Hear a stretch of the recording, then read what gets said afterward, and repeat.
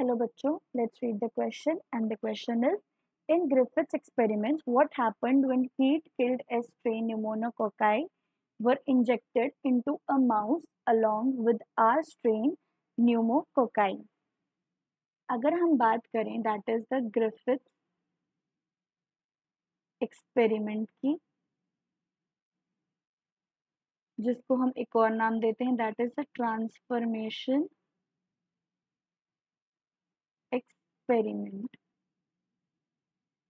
तो अगर हम बात करें ग्रिफिथ्स एक्सपेरिमेंट या ट्रांसफॉर्मेशन एक्सपेरिमेंट में तो इनमें क्या हुआ था 2 strains of Streptococcus pneumoniae में काम हुआ था which is capable of causing the disease called pneumonia. 2 strains of Streptococcus bacteria में काम हुआ that is first of all R second strain and second is S strain, S third strain. So R strain stands for the rough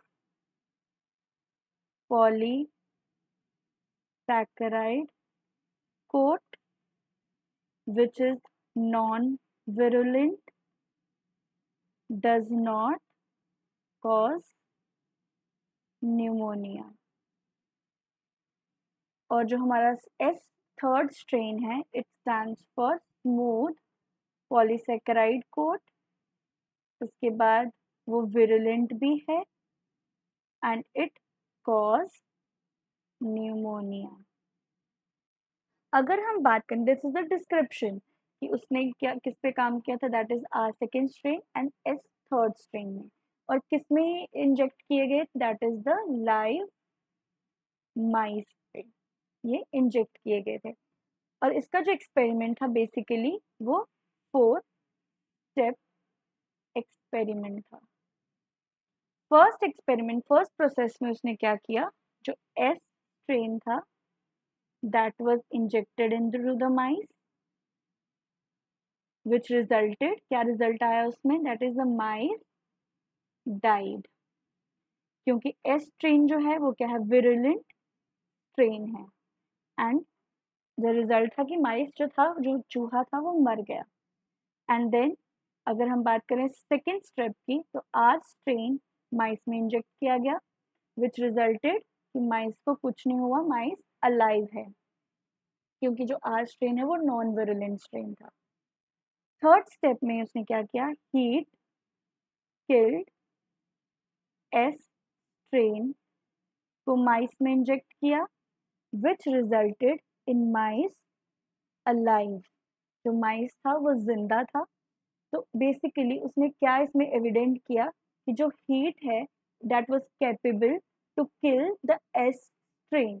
वो उसने क्या किया उस S strain को किल कर दिया, उसका विरुलेंट नेचर को विरुलेंट प्रॉपर्टी को क्या कर दिया डिजीज कॉजिंग प्रॉपर्टी को क्या कर दिया किल कर दिया. दैट्स वाई क्या हुआ उसमें कि जो माइस है वो जिंदा है राइट. उसके बाद जो फोर्थ स्टेप था that is heat killed S strain plus R strain.